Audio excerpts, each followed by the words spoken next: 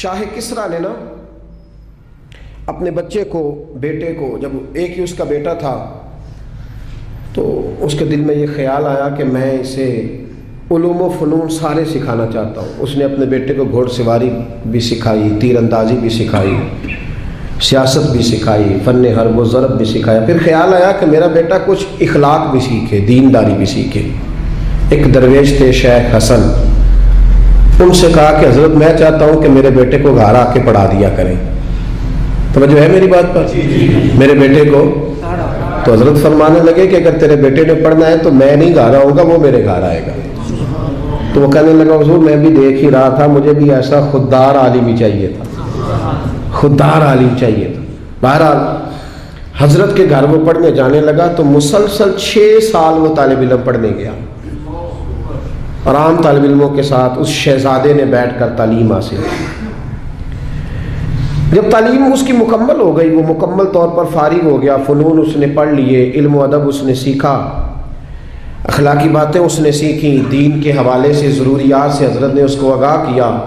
جب کافی حد تک وہ ان چیزوں کو سمجھنے لگا تو ایک دن نا بلایا اس کے والد کو کہ اب تیرے بیٹے کی تعلیم مکمل ہوگی۔ اور محدث اعظم پاکستان رحمۃ اللہ تعالیٰ علیہ فرمایا کرتے تھے کہ مجھے میرے استادوں نے جب دستار فضیلت کی تھی تو میں نے وہ پگڑی کا کپڑا سنبھال کے رکھا ہے، اور جب میں مروں گا تو میں نے اپنے بچوں کو وصیت کی ہے کہ مجھے کفن بھی اسی میں دینا، اس لیے کہ میرے اساتذہ نے یہ گواہی دی ہے کہ اب یہ دین کا چھوٹا سا طالب علم بن گیا۔ ایک دن نا جب فارغ ہو گیا تو استاد نے اسپیشل بلایا، کہا شہزادے کوئی کام ہے گھر آؤ۔ تو وہ طالب علم تھا، وہ گھر آیا۔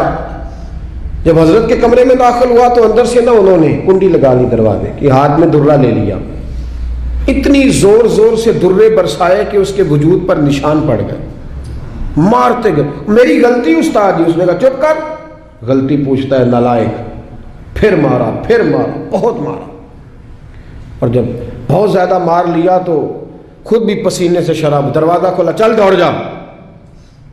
شہزادہ تھا نا، باہر کھڑا ہو کے کہنے لگا حضور آپ ظلم کر رہے ہیں، مجھے بتائیں تو صحیح میری غلطی کیا ہے؟ غلطی بتا کے مارے تو ٹھیک ہوا، فرمایا میں تجھے غلطی بتاؤں گا، چل نکل جا۔ اس نے گھر جا کے اپنے ابا سے کہا، بادشاہ سلامت سے، کہ استاد جی نے ناجائز مارا ہے۔ بادشاہ سمجھدار تھا، کہنے لگا بیٹا جو قومیں اساتذہ کو کٹہروں میں کھڑا کرتی ہیں وہ کبھی کامیاب نہیں ہوتی، استاد کبھی ناجائز نہیں مارا۔ اگر فزکس کیمسٹری کا ہو تو وہ ناجائز نہیں مارتا، لیکن اگر 8000 کا مولوی ہو تو پھر وہ ناجائز ہی مارتا ہے۔ پھر سویرے اماں آئی جاتی ہے، کہتی تم مسیتے رہنا ہے کہ جا جانا ہے؟ 8000 تنخواہ ہے تو میرا 60 کروڑ کا منڈا ہے، میں غلط نہیں کہہ رہا، میں صحیح کہہ رہا ہوں۔ وہ اگر فزکس کا استاد ہو نا جو 10,000 روپیہ لیتا ہے تو پھر تو ٹھیک ہے، لیکن اگر بیچارہ غریب امام مسجد ہو تو پھر تو وہ شہزادے کو آگ نہیں لگا سکتا۔ یہ تقسیم ہے ہماری، یہ ظلم ہے۔ تو بادشاہ نے کہا کہ بیٹا اساتذہ ناجائز نہیں مارتے، تیری کوئی غلطی ہوگی جس کی تجھے نہیں خبر، استاد جانتے۔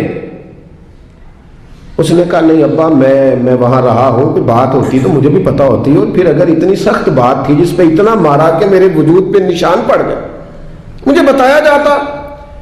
اس نے کہا بہرحال میں تیرے استاد کو کٹہرے میں کھڑا نہیں کر سکتا، وہ تیرا استاد ہے، بڑے لوگ ایسی باتیں کرتے تھے۔ اب اس نے اپنی اماں سے کہا کہ اماں میرے دل سے بات نہیں جاتی، میرے ساتھ ظلم ہوا ہے، استاد نے قصداً مارا ہے، بلا وجہ مارا ہے، تعلیم سے فارغ ہونے کے بعد مارا ہے، سمجھ نہیں آتی۔ تو اماں کہنے لگی بیٹا تیرے ابا نے نہ کر دیا تو اب ہاں کون کرائے گا؟ اور بادشاہ سلامت ہے، سخت مزاج آدمی ہے، میرا بیٹا تو صبر ہی کر۔ بچے نے صبر تو کر لیا پر اندر سے بات گئی نہیں، ظلم ہوا تھا نا۔ 30-35 سال بیت گئے، اس کے باپ کا انتقال ہوا تو وہ بادشاہ بن گیا۔ شیخ حسن بوڑھے ہو گئے تھے، یہ بھویں سفید ہو کے جھک گئی تھی، دونوں ہاتھوں سے لاٹھی پکڑتے تھے پھر بھی مشکل سے چلتے تھے۔ پہلے دن تخت نشین ہو کے شہزادے نے پہلا حکم یہ جاری کیا کہ میرے استاد کو حاضر کرو۔ 3-4 سپاہی بھیجے کو بابے کو پکڑ کے لاؤ، جیسے بھی آ سکتا ہے۔ لے آئے، حضرت کو لا کے تب سامنے کھڑا کیا تو کہا استاد جی ناراض نہ ہونا، بوڑھے ہیں، کمزور ہیں، شک کوئی نہیں، پر میں کیا کروں، آج بھی دردیں اسی طرح میری تازی ہیں، سوچتا ہوں تو پھر مجھے اسی طرح جلن محسوس ہوتی ہے، بتاؤ کیوں مارا تھا؟ تو شیخ حسن رو پڑے، کہنے لگے بیٹے بس اللہ سے میں نے دعا کی تھی کہ اس دن کے لیے مجھے زندہ رکھے، وہ دن آ گیا، میں نے آج کے دن کے لیے تجھے مارا تھا، بس آج جو دن آیا اسی لیے مارا۔ کہا حضور کیا مطلب؟ اب فرمانے لگے کتنی دیر ہو گئی تجھے مار پڑے ہوئے؟ کہا 35 سال۔ آج کیوں بلایا ہے؟ بھولا تو نہیں نا 35 سالوں میں؟ کہا حضور نہیں بھولا، تو آج کیوں بلایا؟ کہا میں آج صاحب اختیار ہوا ہوں تو بلا لیا۔ تو آپ فرمانے لگے بیٹے مجھے پتا تھا ایک دن تو بادشاہ بنے گا، اس لیے تجھے مارا تھا۔ ناجائز نہ کسی کے ساتھ ظلم کرنا۔